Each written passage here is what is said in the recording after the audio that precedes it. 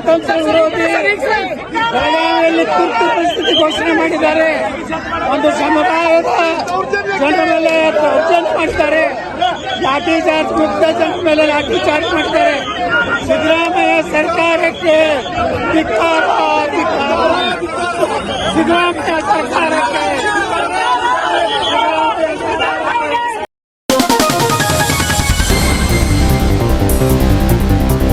नमस्कार, मैं पलक Yadav FM express news में आपका स्वागत करती हूं। चलिए बढ़ते हैं खबर की ओर। पंचम समुदाय के कार्यकर्ताओं पर पुलिस ने किया लाठीचार्ज। बेलगाम के कोंडास्कोप्पा के पास की घटना। पंचम समुदाय के कार्यकर्ताओं पर पुलिस ने किया लाठीचार्ज, फिर भी पीछे नहीं हटे। पंचम समुदाय के लोग महिला पंच समुदाय के वकील और पुलिस के बीच हुई थी झड़प।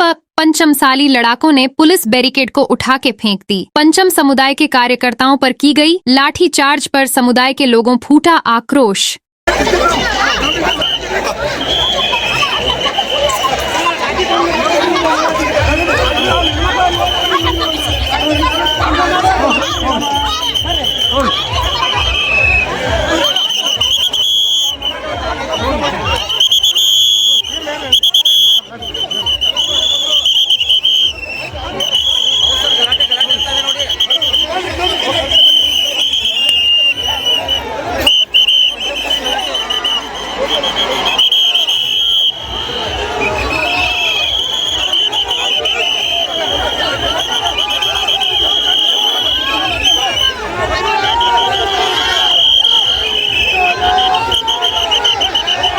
ಪಂಚಮಸಾಲಿ ಟುವೆ ಹಾಗೂ ಲಿಂಗಾಯತ ಒಳಪಂಗಡಗಳ ಒಬಿಸಿ ಮೀಸಲಾತಿಗಾಗಿ ಐತಿಹಾಸಿಕವಾದಂತಹ ಸುವರ್ಣ ವಿಧಾನಸೌಧಕ್ಕೆ ಮುತ್ತಿಗೆ ಹಾಕುವಂತ ಹೋರಾಟ ಏನು ಬೆಳಗಾವಿಯ ಕೊಂಡಸ್ಕೊಪ್ಪದ ಪ್ರದೇಶದಲ್ಲಿ ನಡೆದಂತಹ ಪಂಚಮಸಾಲಿ ಸಂಘರ್ಷ ಸಮಾವೇಶದಲ್ಲಿ ಬಹಳ ಶಾಂತಿಯುತವಾಗಿರ್ತಕ್ಕಂಥ ಹೋರಾಟ.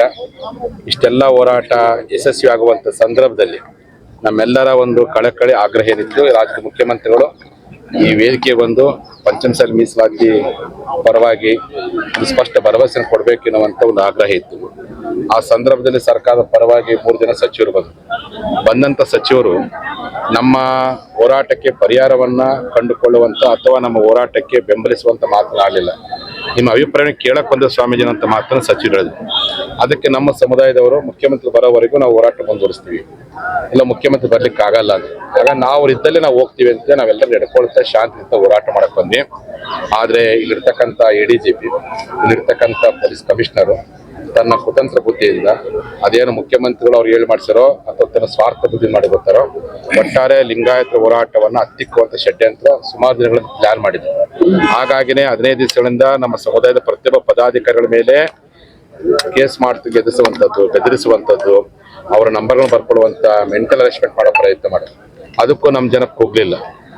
ಕೊನೆಗೆ ನಮ್ಮ ಟ್ರ್ಯಾಕ್ಟರ್ಗಳನ್ನ ಸೀಜ್ ಮಾಡ್ತಿದ್ದೀರಿ, ಅದಕ್ಕೂ ನಮ್ಮ ಜನ ಬರಲಿಲ್ಲ. ಕೊನೆಗೆ ನಮ್ಮ ಕ್ರೂಸರ್ಗಳನ್ನ ನಿರ್ಬಂಧ ಮಾಡ್ತಿರುವಂಥದ್ದು, ಅದಕ್ಕೂ ನಮ್ಮ ಜನ ಯಾವ ಕಾರಣಕ್ಕೆ ಕಾಂಜಿಲಿಲ್ಲ. ಕೊನೆಗೆ ನಿಮ್ಮ ಸ್ಥಳವನ್ನೇ ಪರಮೇಶ್ವರ ಕೊಡುವಂತಂದ್ರು, ಅದಕ್ಕೂ ನಾವು ಕೃತಿಗಳಿಲ್ಲ. ಇಷ್ಟೆಲ್ಲ ಮಾಡಿದ್ರು ಈ ಜನ 50,000 ಸಂಖ್ಯೆಯಲ್ಲಿ ಇವತ್ತು ಬೆಳಗಾವಿ ಬಂದು ಹೋರಾಟ ಮಾಡ್ತಾರಂದ್ರೆ ಎಲ್ಲೇ ಒಂದ್ ಕಡೆ ಮುಖ್ಯಮಂತ್ರಿ ಹತಾಶೆಗೊಂಡಿದ್ದಾರೆ.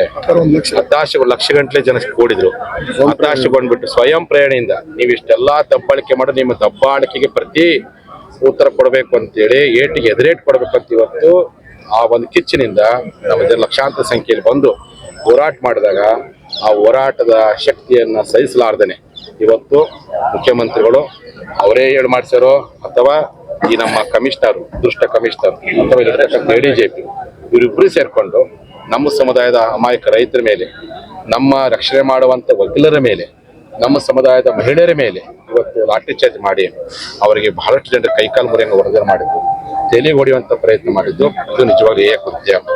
ಲಿಂಗಾಯತರು ಇವತ್ತವರೆಗೆ ಯಾರ ಮೇಲೆ ಹಲ್ಲೆ ಮಾಡಿಲ್ಲ. ಆದ್ರೆ ಲಿಂಗಾಯತರ ಮೇಲೆ ಯಾವ ಸರ್ಕಾರವೂ ಹಲ್ಲೆ ಮಾಡಿದ್ದಿಲ್ಲ. ಸ್ವತಂತ್ರ ಬಂದ ಮೇಲೆ ಲಿಂಗಾಯತರ ಮೇಲೆ ಅಂದು ಬಸವಣ್ಣ ಕಾಲದಲ್ಲಿ ಕೊಂಡಿಮಂಚನ ಹಲ್ಲೆ ಮಾಡಿದಂತೆ, ಅದು ಬಿಟ್ಟ ನಂತರದಲ್ಲಿ ಇವತ್ತು ಲಿಂಗಾಯತರ ಮೇಲೆ ಕೊಂಡಿಮಂಚನಂತ ಹಲ್ಲೆ ಮಾಡಿರ್ತಕ್ಕಂಥ ಏಕೈಕ ಸರ್ಕಾರ ಅದು ಇವತ್ತಿನ ಸರ್ಕಾರ ಅಂತ ಹೇಳಿಕೆ ನನಗೆ ಬಹಳ ನೋವು ಅನಿಸುತ್ತೆ. ನಮ್ಮ ಜನತೆ ಹಲ್ಲೆ ಮಾಡಿದ ಪ್ರತಿಕಾರವನ್ನ ನಾವೇನು ಸುಮ್ಕು ನೀವೇನು ಬೆದರಿಸ್ಬೋದು. ನನಗೆ ಅವ್ರ ಕಿತ್ತೂರು ನೋಡಿದ್ರೆ ಇನ್ನೊಂದು ಸ್ವಲ್ಪ ಗೋಲಿಬಾರ್ ಮಾಡ್ಲಿಕ್ಕೂ ಅವ್ರ ಹೆಸರು ಕಿತ್ತಿಲ್ಲ, ಅಷ್ಟು ಮಟ್ಟ ಷಡ್ಯಂತ್ರ ಅವ್ರು ಮಾಡಿದ್ರು ಅಂತ ಅನುಮಾನ ವ್ಯಕ್ತವಾಗ್ತದೆ. ನೀವು ಏನೇ ಮಾಡಿ ಈ ಹೋರಾಟ ನಿಲ್ಲಿಸಲಿಕ್ಕೆ ಯಾರ ಕೈಲಿ ಸಾಧ್ಯ ಇಲ್ಲ. ಇದೇ ರೀತಿ ಮಾಡ್ತಾ ಹೋದ್ರೆ ಇವತ್ತು ನೀವು ಹೇಳ್ಬಿಟ್ರಿ ಮುಖ್ಯಮಂತ್ರಿಗಳು ನಿಮ್ಮ ಪಂಚಮಸಾಲಿ ಸಮಾಜಕ್ಕೆ, ನಿಮ್ಮ ಲಿಂಗಾಯತರಿಗೆ ನಮ್ಮ ಸರ್ಕಾರ ಯಾವ ಕಾರಣಕ್ಕೂ ಮೀಸಲು ಕೊಡಕ್ಕಾಗಲ್ಲ ಅಂತ ಸ್ಪಷ್ಟೀಕರಣ ಕೊಟ್ಬಿಡ್ರಿ.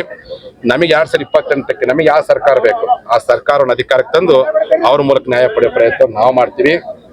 ಇವತ್ತು ನಮ್ಮ ಜನ ಏನಿವತ್ತು ಅಮಾಯಕರಿಗೆ ಅರೆಸ್ಟ್ ಮಾಡೋ ಪ್ರಯತ್ನ ಮಾಡಿದ್ರೆ ಕೂಡಲೇ 24 ಗಂಟೆಯಲ್ಲಿ ಅವ್ರನ್ನ ಬಿಡುಗಡೆ ಮಾಡುವಂತ ಕೆಲಸ ಮಾಡದೆ ಹೋದ್ರೆ ಉಗ್ರವಾಗಿರ್ತಕ್ಕಂಥ ಹೋರಾಟ ಕರೆ ಕೊಡ್ಬೇಕಾಗತ್ತೆ.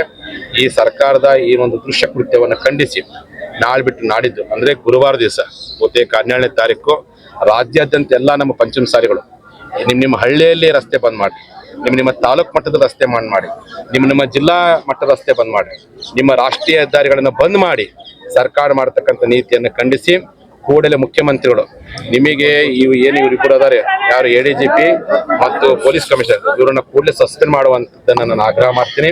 ಅದ್ರ ಜೊತೆಯಲ್ಲಿ ಗಾಯಾಳುಗಳು ಏನಾದರೆ ಆ ಗಾಯಾಳುಗಳ ಹಿತರಕ್ಷಣೆಗೋಸ್ಕರವಾಗಿ ನಮ್ಮ ಸಮುದಾಯ ನಾವೆಲ್ಲರೂ ಕೂಡಿ ನಮ್ಮ ಸಮಾಜ ಎಷ್ಟು ಜನ ಗಾಯಾಲಾಗಿದ್ದಾರೆ, ಎಷ್ಟು ಜನ ತೊಂದರೆ ಪಟ್ಟ ಕೈಲಾದಷ್ಟು ಅವರ ಆಸ್ಪತ್ರೆ ವೆಚ್ಚವನ್ನ ನಾವೆಲ್ಲ ಕೂಡ ಮಾಡ್ತೀವಿ. ಅದಕ್ಕಾಗಿ ನಾನು ಅವ್ರಿಗೆಲ್ಲರೂ ಹೇಳಕ್ಕೆ ಇಚ್ಛೆ ಪಡ್ತೀನಿ, ನಾವು ಕರ್ದವಂತ ನೀವೆಲ್ಲ ಬಂದಿರಿ, ಬೆಂಬಲ ಕೊಟ್ಟು ರೊಟ್ಟಿ ಬುದ್ಧಿ ಕರ್ಕೊಂಬಂದ್ರಿ. ಬಹಳ ನಿಮಗೆ ಎಲ್ಲೇ ಒಂದು ತೊಂದರೆ ಆಗಿರ್ಬೋದು, ಆದ್ರೆ ನಿಮ್ಗೆ ಆಗಿರ್ತದೆ ತೊಂದರೆ ಮುಂದೆ ಒಂದು ಇತಿಹಾಸದಲ್ಲಿ ನಾಳೆ ಮಕ್ಕಳು ಟೂಯೆ ಪಡ್ಕೊಂಡಾಗ ನಿಮ್ಮ ತ್ಯಾಗದ ಪರಿಣಾಮ ನಿಮ್ಗೆ ಆಗಿರ್ತಕ್ಕಂಥ ಅನ್ಯಾಯವನ್ನು ಸಹಿಸಿಕೊಂಡು ಆ ಮಕ್ಕಳಿಗೆ ನ್ಯಾಯ ಕೊಟ್ಟಿರುವಂತ ಇತಿಹಾಸವನ್ನು ಪಾತ್ರ ಆಗ್ತೀರಿ. ನಿಮ್ಮ ನೋವಿನ ಜೊತೆಯಲ್ಲಿ ನಿಮ್ಮ ಸಂಕಟ ಜೊತೆ ನಾವು ಇರ್ತೀವಿ. ಯಾವ ಕಾರಣ ದುತ್ತಿಗಳು ಬೇಡ. ನಿಮಗೇನು ಇವತ್ತು ಅನ್ಯಾಯ ಮಾಡಿ ದೌರ್ಜನ್ಯ ಮಾಡಿರಲ್ಲ ಅದಕ್ಕೆ ತಕ್ಕ ಉತ್ತರವನ್ನ ನಾವೆಲ್ಲ ಪಂಚಮಸಾಲಿಗಳು ಕೊಡ್ಲಿಕ್ಕೆ ಈ ಚೆನ್ನಮ್ಮನ ಸಾಕ್ಷಿಯಾಗಿ ನಾವು ಸಿದ್ಧರಿದ್ದೀವಿ ಅನ್ನುವಂತ ಮಾತನ್ನ ಹೇಳಿಕ್ಕೆ ಇಚ್ಛೆ ಪಡ್ತೀನಿ. ಇಡೀ ನಮ್ಮ ಸಮಾಜ ನಾಯಕರು ನಾವೆಲ್ಲ ಇದ್ದೀವಿ, ಧೈರ್ಯವಾಗಿರುವಂತ ಪ್ರಯತ್ನ ಮಾಡಿ ನಿಮ್ ಜೊತೆಗಿರ್ತೀವಿ. ಹಾಗಾಗಿ 17ನೇ ತಾರೀಕು ಎಲ್ಲಾ ನಾವು ಪಂಚಮಸಾಲಿಗಳು ನಿಮ್ಮ ಹಳ್ಳಿಯಲ್ಲಿ ನಿಮ್ಮ ತಾಲೂಕು ರಸ್ತೆಗಳನ್ನ, ಜಿಲ್ಲಾ ರಸ್ತೆಗಳನ್ನ, ರಾಜ್ಯ ಹೆದ್ದಾರಿಗಳನ್ನ ಬಂದ್ ಮಾಡಿ ಸರ್ಕಾರ ನೀತಿಯನ್ನು ಖಂಡಿಸುವ ಪ್ರಯತ್ನ ಮಾಡಬೇಕು. ಮತ್ತೆ ಮುಂದಿನ ಹೋರಾಟವನ್ನ ನಾವು ಅವತ್ತಿಂದ ನಾವು ಪ್ರಕಟಗೊಳಿಸ್ತೀವಿ ಅಂತ ಹೇಳಿ ಈ ಮೂಲಕ ಸಿಎಂ ಅವ್ರು ಹೇಳ್ತಾರೆ, ಸ್ವಾಮೀಜಿ ನಾವು ಕರೆದಿದ್ವಿ ಅವ್ರು ಬರ್ಲಿಲ್ಲ ನಮ್ಮ ಕಡೆ ಅಂತ ಹೇಳಿ. ಸಿಎಂ ಅವರು ನಾವು ಕರೆದಿದ್ವಿ ಬರ್ಬೇಕಂತೇಳಿ ಅವ್ರು ಬರ್ಲಿಲ್ಲ. ಅದಕ್ಕೆ ನೀವು ಇದ್ದಲ್ಲೇ ಹೋಗ್ತೀವಿ, ರಾಜ್ಯದ ಮುಖ್ಯಮಂತ್ರಿಗಳು ಅವ್ರು ಇದ್ದಲ್ಲೇ ಹೋಗ್ತೇವೆ ಅಂತೇಳಿ ಶಾಂತಿ ಬರುವಂತ ಪ್ರಯತ್ನ ಮಾಡಿದ್ರೆ ಹೈವೇ ರೋಡ್ ಅಲ್ಲಿ ಲಾಠಿ ಚಾರ್ಜ್ ಮಾಡುವಂತ, ಹೈವೇ ರೋಡ್ ಅಲ್ಲಿ ಬ್ಯಾರಿಕೇಡ್ ಮಾಡೋ ಪ್ರಯತ್ನ ಮಾಡಿ ದುಷ್ಕೃತ್ಯ ಮಾಡಿದ್ರು. ಅವರು ಕರೆದಿದ್ರಪ್ಪ ನಾವ್ಯಾಕೆ ಹೋಗ್ತಿದ್ದಿಲ್ಲ, ಕರೆಯುವಂತ ಸೌಜನ್ಯ ಮಾಡ್ಲಿಲ್ಲ. 3 ಜನ ಮಂತ್ರಿಗಳು ಬಂದಿಲ್ಲ, ಅವ್ರ ಸ್ಪೀಚ್ ಕೇಳಿರುತ್ತಾನೆ. 3 ಜನ ಸ್ಪೀಚ್ ಅವ್ರ ಬಾಯಿಗೆ ಏನಾದ್ರು ಬಂತ ಸಿಎಂ ಕರೆದ್ರೆ ಬರೀ ಸ್ವಾಮೀಜಿ ಅಂತೇಳಿ ನಿಮ್ಮ ಅಭಿಪ್ರಾಯವನ್ನ ಕೇಳಕ್ಕೋಸ್ಕರ ಬಂದ ಅಂತ ತಿಳಿದು ಹೊರತು ಮುಖ್ಯಮಂತ್ರಿಗಳು ನಿಮ್ ಕರೆದ ಸ್ವಾಮೀಜಿ ಬರ್ಬೇಕಂತ ಹೇಳೋ ಪ್ರಯತ್ನ ಮಾಡಲಿಲ್ಲ. ಹೋಗ್ತಿದ್ವಿ, ಅವ್ರು ಕರೆದಿದ್ರೆ ಒಂದು ಸಚಿವರ ಬಾಯಿ ಒಂದ ಶಬ್ದ ಬಂತ ಬರ್ಲಿಲ್ಲ. ಅದಕ್ಕೆ ನಾವೇ ಮಾಡಿದ್ವಿ, ನಿಮ್ ಸಿಎಂ ಅವರು ಲಿಂಗಾಯತ ಮೇಲೆ ಗೌರವ ಪಡೋದು ಗೊತ್ತಿತ್ತು. ಆ ಪುಣ್ಯಾತ್ಮರದ ನಾನೇ ಹೋಗ್ತೀವಿ ಅಂತ ನಾವೇ ಹೊಂಟಿದ್ವಿ. ಹೋಗಿ ನನ್ನ ಒಬ್ಬನೇ ಕರೆಯಬೇಕಾಗಿಲ್ಲ, ನಾವೆಲ್ಲ ಹೋಗಿ ನಮ್ಮಿದ್ರೆ ಏನು ಉತ್ತರ ಹೇಳ್ತಾರೆ ಉತ್ತರ ಹೇಳಿ ಅಂತೀರಿ. ಈ ಭಾವನೆಯಿಂದ ಹೋದಂತ ಶಾಂತಿಯುತ ಹೋರಾಟಗಾರನ ಈ ರೀತಿ ಸೆದೆ ಬಡಿಯೋ ಪ್ರಯತ್ನ ಮಾಡತಕ್ಕಂಥದ್ದು ಅದು ಇಡೀ ನಮ್ಮ ಸಮುದಾಯಕ್ಕೆ ಮಾಡತಕ್ಕಂಥ ದೊಡ್ಡ ಅವಮಾನ. ಇದರ ಉತ್ತರವನ್ನ ಸರಿಯಾಗಿ ನಾವು ಪಾಠ ಕಲಿಸ್ತೀವಿ ಅಂತ ಹೇಳಿ ಮೂಲಕ ಹೇಳಿ ಇಚ್ಛೆ ಪಡ್ತೀವಿ. ನೋಡ್ರಿ, ಅದ್ರ ಬಗ್ಗೆ ಯಾಕೆ ಹೇಳ್ತೀರಿ? ಅಯ್ಯೋ ಲಕ್ಷಗಳ ಜನ ಬಂದರ ಬಗ್ಗೆ ಮಾತಾಡ್ಬಿಟ್ಟು ಯಾರೋ ಅವ್ರ ಬಗ್ಗೆ ಹೇಳ್ತೀರಪ್ಪ ಅಂತಂದ್ರೆ ಅಲ್ಲಲ್ಲ ಬಿಟ್ಟು ಅದನ್ನ ಯಾಕೆ ತಿರುಕರಿಸ್. ನನಗೆ ಸಮಾಜ ಲಕ್ಷಗಳ ಜನ ಇದಾರೆ, ಬಂದಿದ್ದನ್ನ ನಾನು ಬಂದ ಜನರ ಪರವಾಗಿ ಇರ್ತೇನೆ ಹೊರತು ನೆಗೆಟಿವ್ ಮಾತಾಡೋದ್ರ ಬಗ್ಗೆ ನಾನು ಏನು ಕಾಮೆಂಟ್ ಮಾಡ್ತೀನಿ.